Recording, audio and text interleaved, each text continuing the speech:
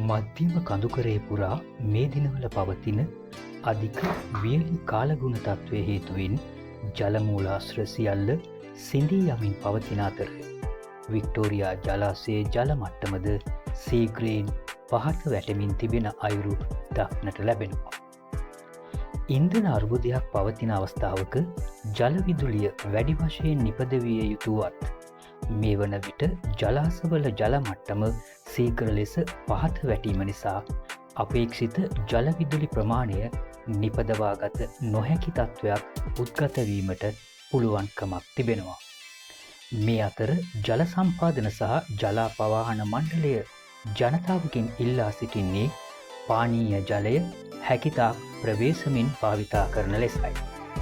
අනවශ්‍ය කාරණා සඳහා නල ජලය භාවිතා නොකරන ලෙසත් මණ්ඩලය ජනතාවගෙන් ඉල්ලා සිටිනවා.